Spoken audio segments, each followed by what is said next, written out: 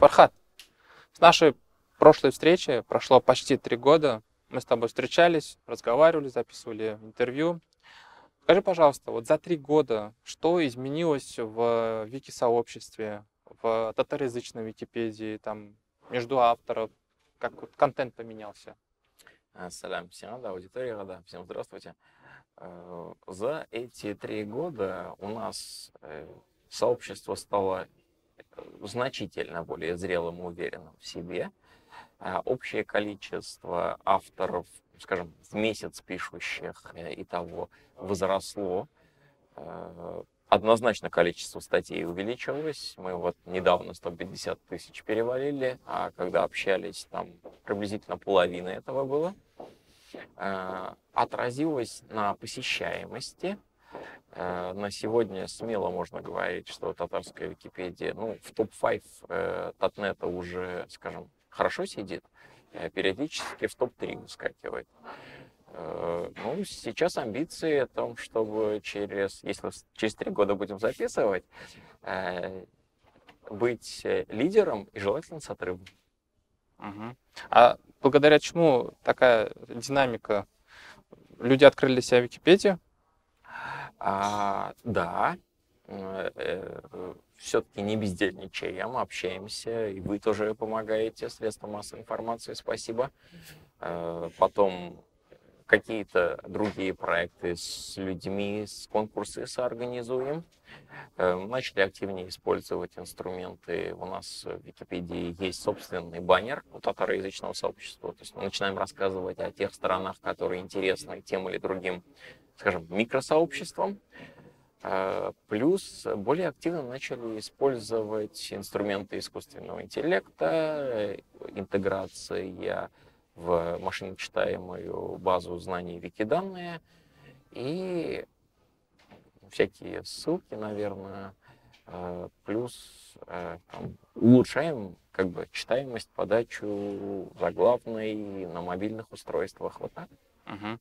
Слушай, а вот увеличилось количество авторов. Что произошло? Это какие-то новые авторы, это те же самые волонтеры или представители каких-нибудь институций, там, не знаю, там управление архива, институт истории. Что случилось с авторами? Почему их стало больше? Ну, наверное, первое нужно отметить, это новые авторы.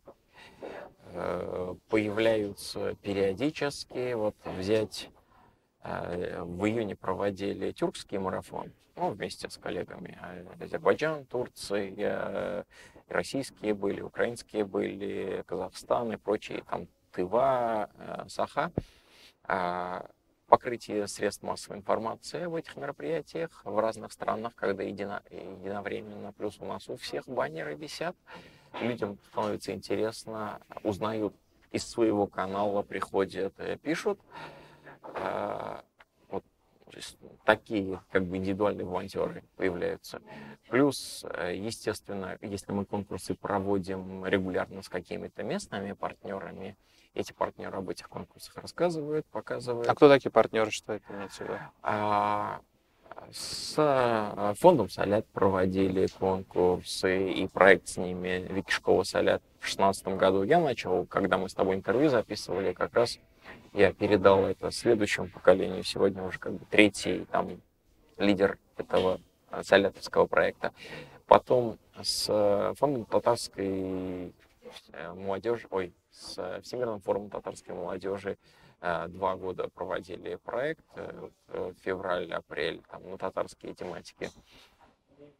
С фондом развития Татнета 2-й год проводим проект. Ну, то есть такая, получается, активность в Ну режиме да, оффлайн. ну нет, она, знаешь, такая оффлайн-онлайн вещь, скорее даже более онлайновская.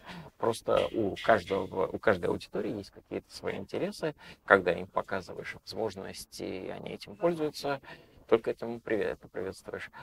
Ну а плюс сообщество по мере накопления уверенности в своих силах выходим на международную арену, рассказываем. Вот в июле показывали очередной раз на Вики-конференции по многоязычию. В этом году в Великобритании, в этом году в Ирландии проходила. Ну, опять-таки из-за ковида дистанционно. Вот, об этом рассказываем в том числе своей аудитории, переводим посадочные страницы конференции на русский, на татарский, делаем это доступным более широкому миру. Ну, то есть люди начинают себя чувствовать более уверенными, открывают для себя новые возможности, так растем. Ты сказал, правильно я тебя понял, в 2 раза увеличилось количество статей, да, за 3 года? Да, тут... А что это за статьи, их качество? Ну ладно, количество 2 раза, да, а вот в чем качественная сторона этих? Качество этих увеличившихся статей, то есть значимый пул вот этого увеличения, это так называемые статьи-заготовки, написанные по шаблону. Там, например, открываешь какой-нибудь город регионального значения в Германии или во Франции, и у тебя нормальный человек написанный текст стандартный, и дальше из общей базы знаний Викиданные подставляется статистика, кто сегодня мэр, когда были последние выборы, перепись населения и так далее. Но во всем остальном это как-то человеком созданный шаблон. Вот, там, о разных феноменах. Такие вещи — это стандартный этап развития любой Википедии. Заготовку уже ты статьи должен на чем-то создать. Вот. Тематик таких много разных, там и разные там астероиды, нашего пояса астероидов. Это все на татарском языке? Да, да. То есть информация про астероиды на татарском языке? Ну, да. Цель движения Викимедии — открытые знания. Википедии — это знание обо всем энциклопедически на родном языке для каждого народа, значит, надо это делать. Потому что иначе, ну, как бы смысл язык держать, если он не описывает все и вся. И зачем этот язык как инструмент? Ты сказал про шаблоны, то есть правильно я понимаю? Вот я, например, хочу какую-то статью написать в Википедии, там уже есть какой-то шаблон, мне просто нужно туда что сделать? Довбить еще какие-то факты, данные, вот что, как это работает? Если открываешь статью, и там уже базовая, там, скажем, канва есть, но ты видишь, что важной для тебя информации нет, жмешь кнопочку «Править», вводишь текст, если это какое-то фактическое какое-то утверждение, и оно подкреплено каким-то источником адекватным, ставишь ссылку и нажмешь «Сохранить». Все. Ты говорил, что теперь во всей этой вот процедуре создания контента в Википедии участвует искусственный интеллект. Что это значит? Ну, есть проекты, связанные с созданием, скажем, абстрактной Википедии, когда искусственный интеллект, ну, на базе какой-то грамматики пишет тексты. Это развитие, скажем, ну, последних пару лет эксперименты ученые мира проводят, обычно на английском языке. В данном случае, ну, ты немножко глубже пошел, в татарской Википедии настолько мы еще не работаем. То есть в татарской Википедии да, нет? Искусственный интеллект в татарской Википедии, наверное, пока используется для вычисления вандалов, когда человек регулярно в разных разделах Википедии там чего-то удаляет или, наоборот, чего-то непристойное пишет. Тут сеть на базе нейронной сети, искусственный интеллект, вычисляя этого IP-адрес или учетку, ее блокирует. Вот это максимум с искусственным интеллектом, как мы дружим. А так используется более простое решение, это программный бот, робот, который на базе шаблона и таблицы данных, существующей в базе знаний, создает вот эти статьи. Вот так пока. Угу. Ну, дополняет человека. Можно как-то обрисовать темпы развития татарской Википедии? То есть это средний темп развития, это быстрый темп развития или медленный, что-то вот замедляет это развитие?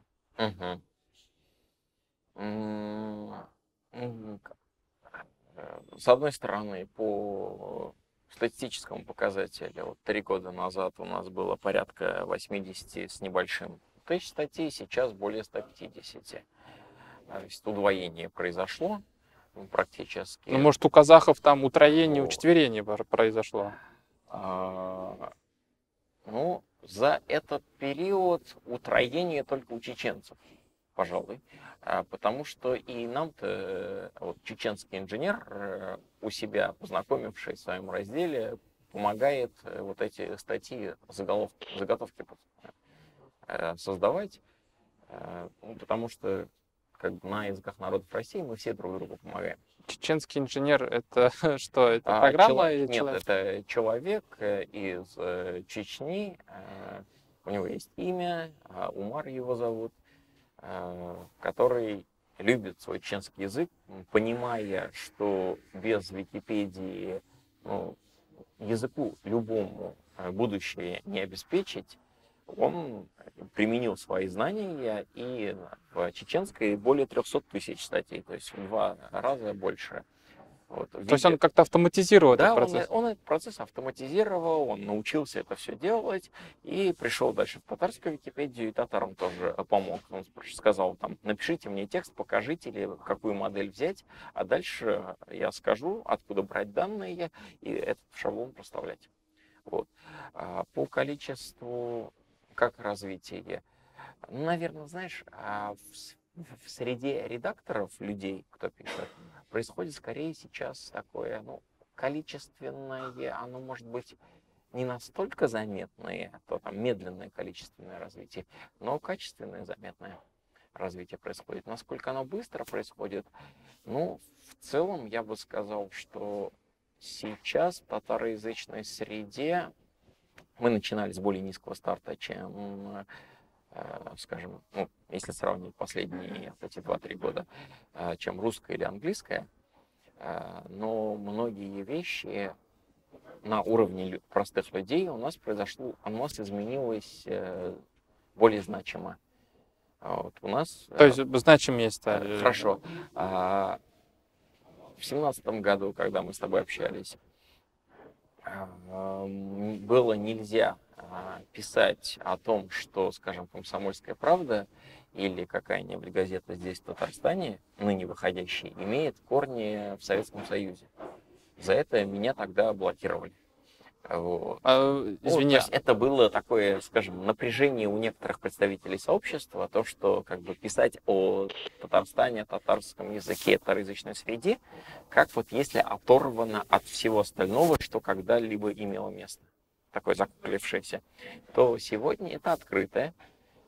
Более того, у нас вот башкирские бабушки пишут на татарском языке статьи, переводят с башкирские на татарском пишут. С русского языка какие-то статьи, принимают участие в конкурсах международных, российских, и за счет вклада в татароязычный раздел выигрывает призы. То есть мы сегодня много более открыты. Понятно. Но татарские бабушки за 3 года еще не появились. Татарских бабушек за 3 года не появилось. Была попытка в 2018 году пообщаться, или в 2019, или осенью 2019 года пообщаться с КФУ, там программа «Университет третьего возраста». Но что-то, видимо, там не пошло. Видимо, другие какие-то краткосрочные приоритеты были. Один раз сходил, сказали да, но не перезвонили. Слушай, в этом году ставился под вопросом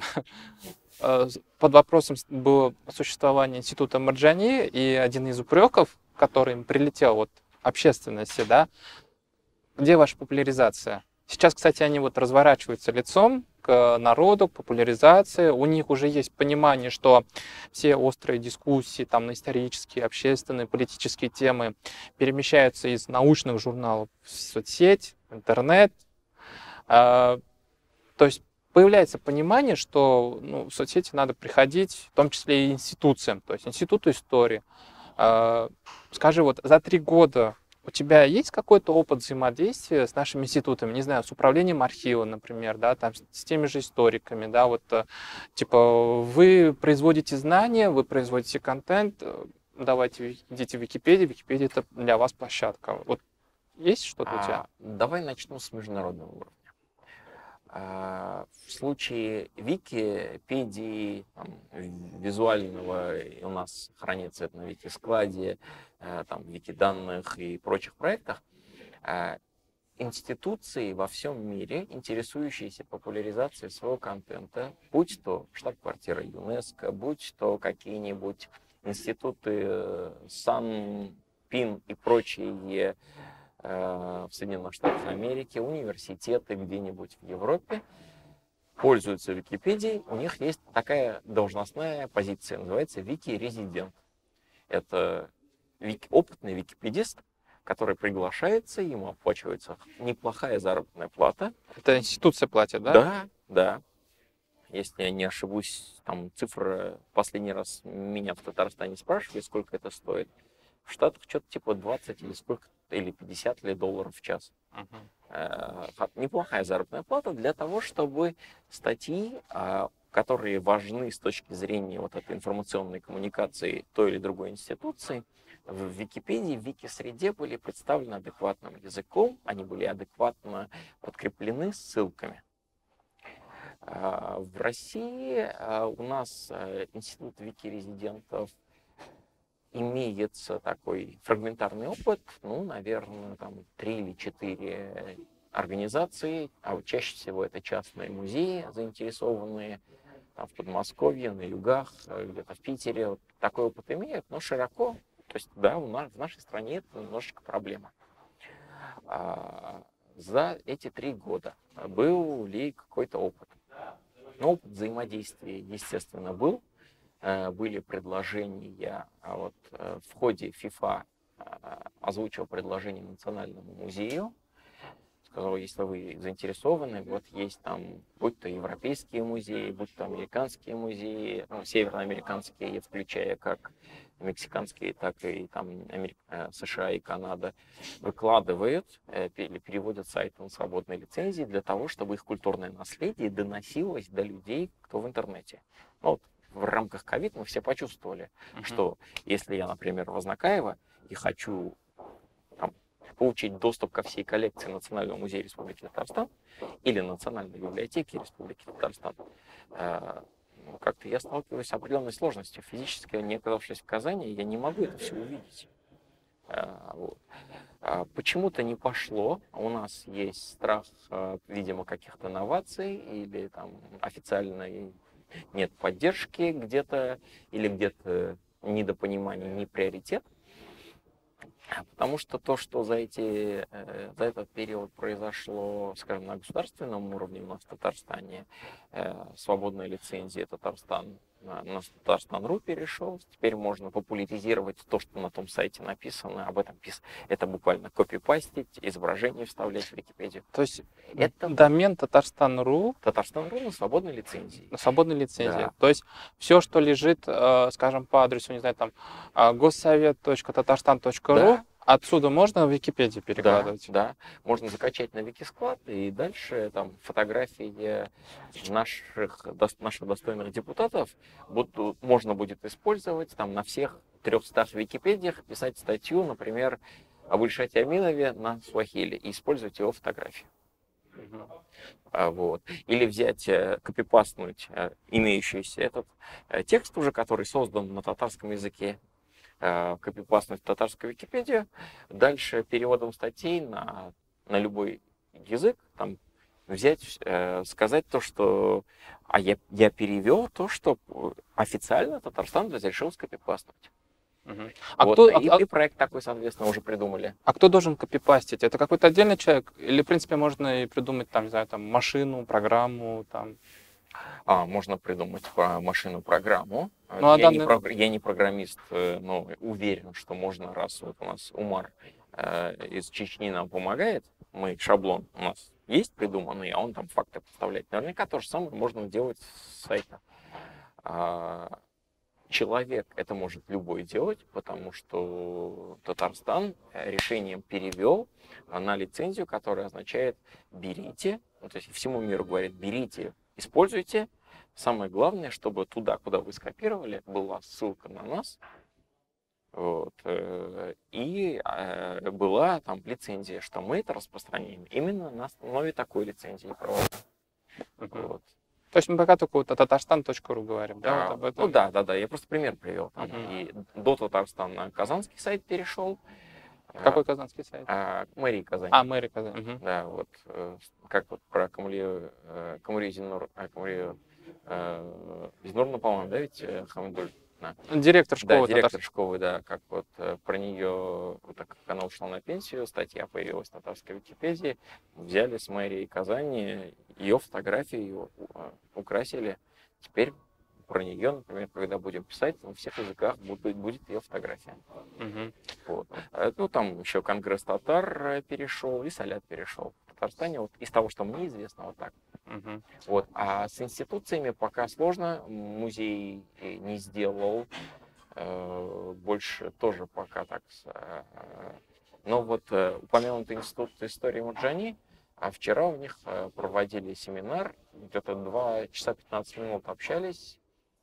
Я заготовку приготовил, они озвучили свои усилия, сложности, ответил на их вопросы.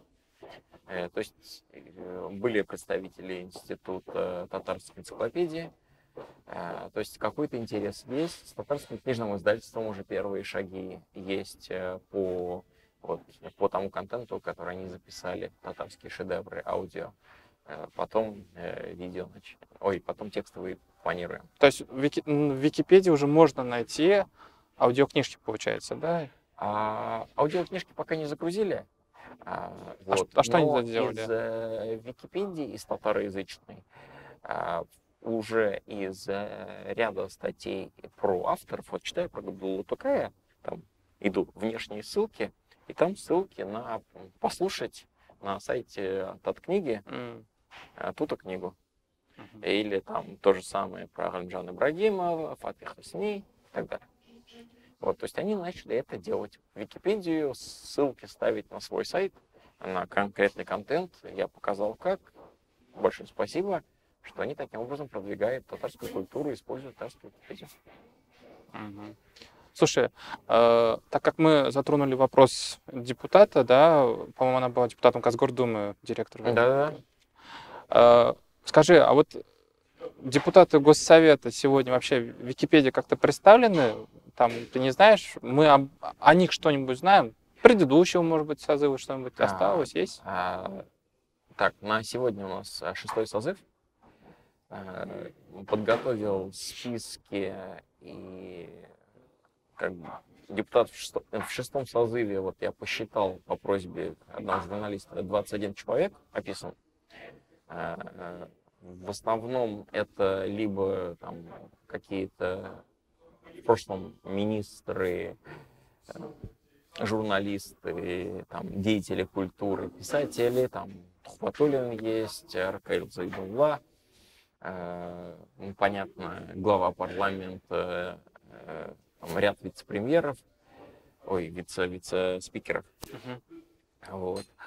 Из предыдущих статистику не скажу, если в гаджет заглянем, то есть мы увидим на страничке Татарстан Республика Совета открывающийся список, и там показано, кто есть, ссылки на статьи про них. Слушай, а зачем вообще депутатам нужна своя страничка в Википедии? Давай по-другому зададим вопрос.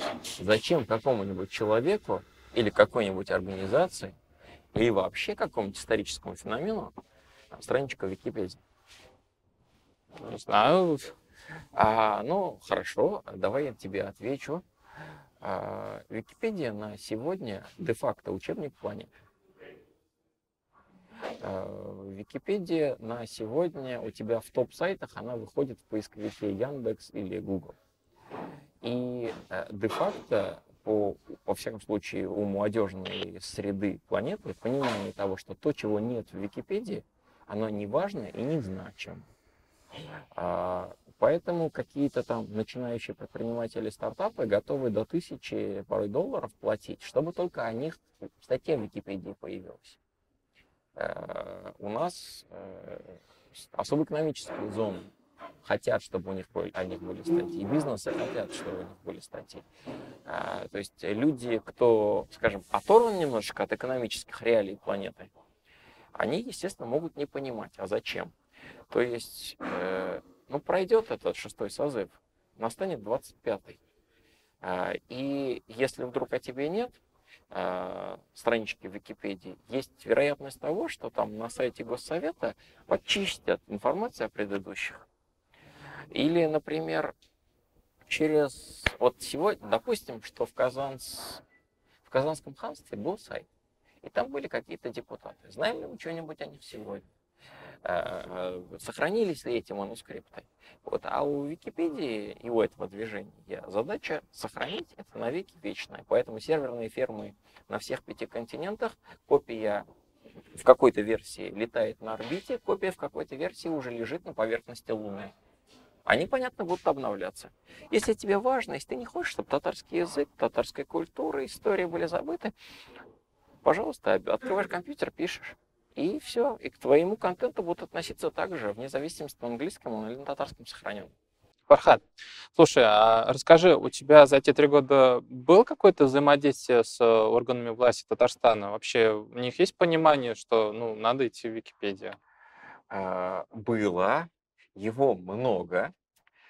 Этого взаимодействия? Да, этого взаимодействия, оно постоянно. На сегодня, скажем так, вот сегодня, с июля месяца, как я член комиссии при президенте Республики Татарстан по вопросам сохранения и развития татарского языка, вот каждую неделю, как на работу, хожу в Государственный совет, там порядка часа времени общаемся по результатам выполненного с предыдущей недели домашнего задания, получаю новые вводные, в течение недели сверх своей частной жизни, рабочей жизни, вот этими делами занимаюсь. Периодически, соответственно, выступаю перед СМИ или какой-то другой аудиторией. А началось это все как раз в 2018 году, летом, когда вдруг мне викимедийца года там за викимедийные дела глобального присудили. Вот. Кто-то, не знаю, бизнес онлайн, реальное время, Татар Информ ли, кто, не знаю, кто-то из коллег СМИ взял тогда у меня интервью, было перепечатано в «Звезде Поволжья». Именно «Звезде Поволжья»? Да, я услышал. Ну, и там тоже, скажем. Вот. И вот та копия, которая оказалась в «Звезде Поволжья», оказалась на столе у Мтимира Шариповича Шайбиева. Угу. Вот. Почитал он, ему, видимо, понравилось там какие-то идеи, или он почувствовал, что как бы стоящие идеи. И если я правильно понял, он набрал трубку Романа Шахлудинова, сказал: так, ты помоложе, ты по IT понимаешь, прозондируй, о чем парень этот говорит. Фархад, да, вот Да, этот вот? Фархад. Вот. И я получил звонок. Соответственно, 2 августа мы сидели, там порядка 2 часов обсуждали роман и там рабочую группу, которую он создал. Вот там разные возможности обсуждали. Потом были встречи с министром по делам молодежи, потом какое-то взаимодействие, сначала удаленное с аппаратом президента, а потом вот в октябре Митя Шепович сам пригласил. Вот. С тех пор потом аппарат президента Александр Михайлович Терентьев пригласил, пообщались. И с тех пор, да, какие-то вещи объясняю, показываю. А посыл был простой. Есть международный опыт, есть российские какие-то крупицы опыта. Соберите это все вместе, пожалуйста. Покажите это понятным нам, для государственных чиновников, мужей языком, чтобы мы могли это использовать на пользу Татарстана, на пользу татарского языка, как это возможно в наших реалиях. И тогда, как минимум по России, для ваших коллег оказывается как пилотный проект, образец. То есть мы будем об этом показывать, рассказывать. Соответственно, если кто-то там опытом делится из Башкортостана, из Якутии, из Ростовской области, из Чечни, Москвы, из Питера, то есть когда государственный уровень начинает рассказывать об этих возможностях, там те вещи, там Переславльский музей краеведческий, который перевел свой сайт на свободную лицензию, и он хочет, чтобы вот как можно больше про их культуре было. Если бы на государственном уровне показать пилотный проект успех, как Митимир сказал, надо своим примером показать, иначе как-то слова не услышат. Вот с тех пор, поэтому, да, меня пляшут, есть определенные успехи. Вот упомянутый был перевод Татарстан.ру на свободную лицензию, Конгресс Татар свой сайт перевел. С агентством инвестиционного развития даже очень неплохой проект подготовили. Ну, сейчас, видимо, вызревает. Там вплоть до разрешений было получено на уровне там, министерств. Там, собирается юридически. Показали Госкомитету по развитию туризма. Написано было предложение, ну, спустя год созрели, но сформулировал по запросу министра культуры, направил первому заму, как и озаглавил все музеи Татарстана на одной доске с Лувром. Вот. Ну, понятно, там коронавирус, другие вещи, чем они заняты, поэтому никого не тороплю. Но предложение на столе задокументировано, все ссылки есть. Википедия развивается вики-сообщество. Это все делается в интернете, но еще у нас и развиваются соцсети. Вот как в контексте развития соцсетей, то, что там тоже растет количество контента, в том числе аудио, визуального, там, фото, да, там, как вот в этот контекст вписывается Википедия? Например, проблема, да, ну, какой-нибудь автор какой-нибудь книги, он вел свою страничку в соцсетях, там есть его фотографии, теперь нужно написать об этом авторе, значит, статью в Википедии. Можно будет взять фотографии, которые вот у него остались там в соцсетях? Услышал. Ну, во-первых, Википедия и... Ну, давай для начала разделим мир Википедии и мир соцсетей. Без соцсетей никуда, без мессенджеров и прочее. Но это как вот мы сейчас с тобой общаемся, вот только в электронной среде, иногда аудио, иногда текст, иногда картинка, видео. Вот. Википедия — это скорее мир книг, мир статей, вот такой формат. То есть в Википедию чего-то добавить, как минимум такие устоявшиеся разделы, без ссылки на авторитетный в этом конкретном вопросе вторичный или третичный источник невозможно. То есть написал я автореферат какой-то, я могу в какой-то теме поставить ссылку на автореферат, но чтобы сама тема стала авторитетной, мне нужно найти источник, где описана тема, описанная в автореферате. Вот поэтому, например, татарская энциклопедия для Википедии такой на татарские темы авторитетный ресурс. Потому что в энциклопедии или там в какой-то вот вашей газете, в вашем YouTube-канале о чем-то, как с нейтральной стороны, с внешнего источника, под внешним углом рассказано. Вот. В соцсетях мы друг другу пишем. Вот. Второй момент про фотографии в соцсетях. Где бы ты ни размещал свои фотографии, на бумаге, в соцсети или на своем сайте, у фотографии есть авторское право. Вот. Википедия, как я тоже упомянул, в исключительных случаях только в отдельной статье для иллюстрации об этом конкретном человеке, если других фотографий о нем найти нельзя, допускает добросовестное использование. Там прописаны условия, при которых это можно закачать.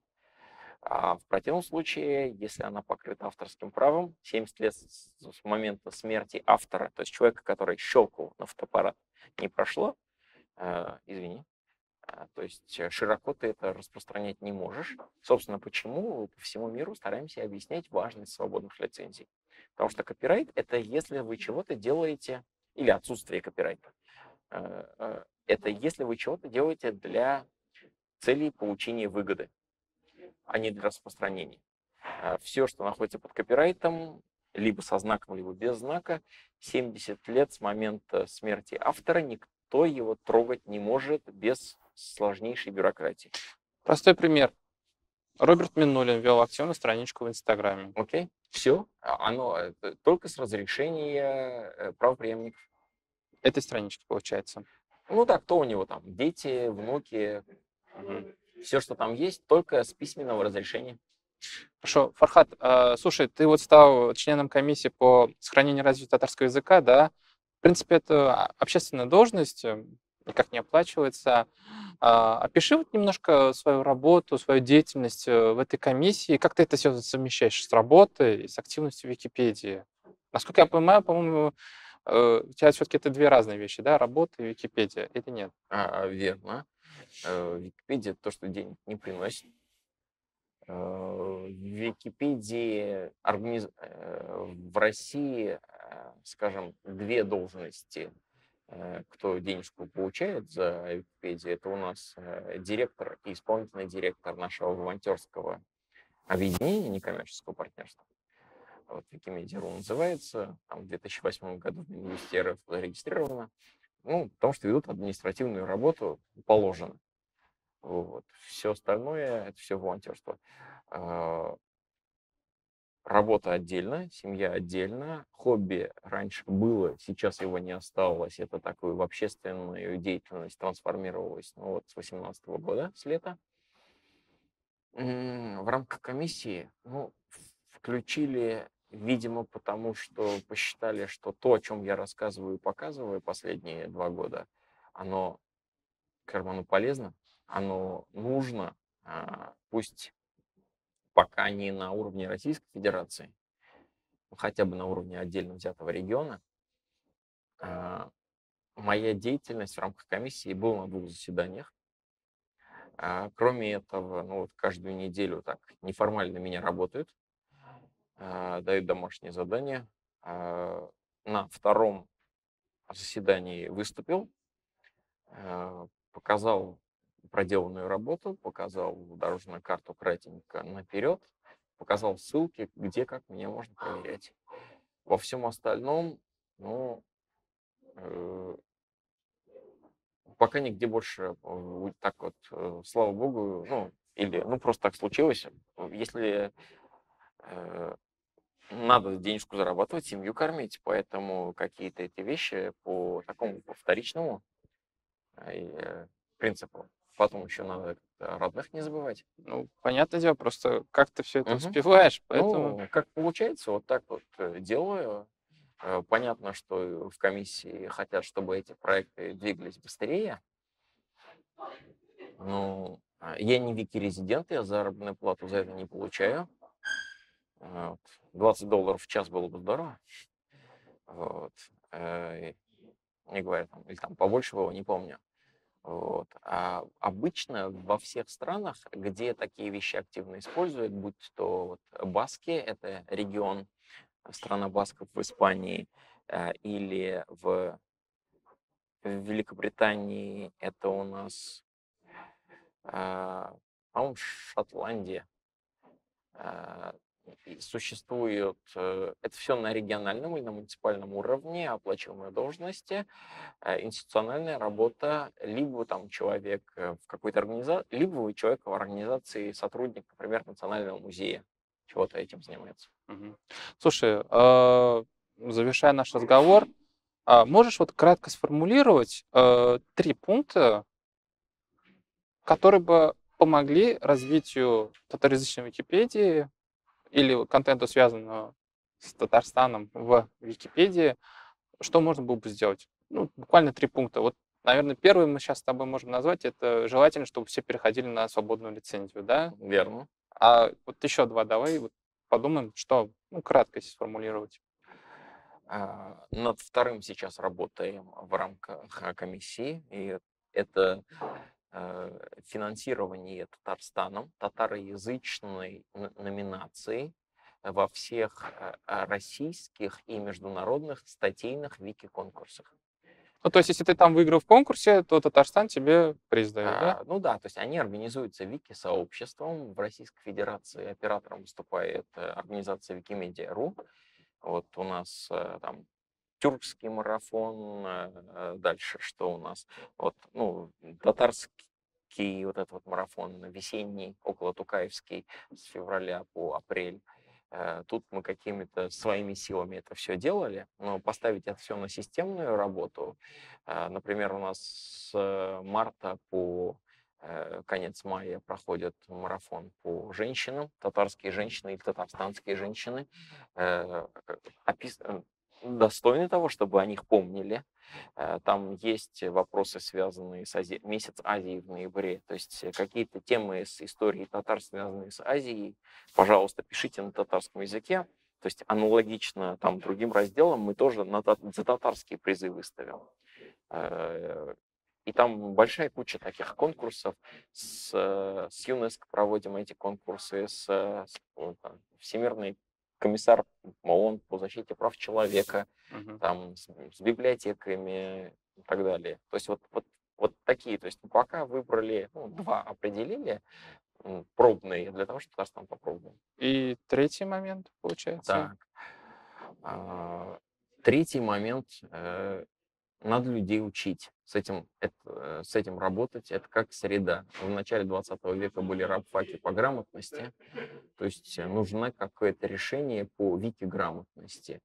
Как это будет? Это будет в качестве внеклассных каких-то проектов в школах или в рамках вузов, или как у нас уже работает МГУ, МФТИ, Петрозаводский университет в Казахстане, как это там, в прочих странах мира, когда пишется что-то не на бумажку, а пишется эта работа со всеми твоими вот этими ссылками, откуда ты взял тот или другой факт в Википедию.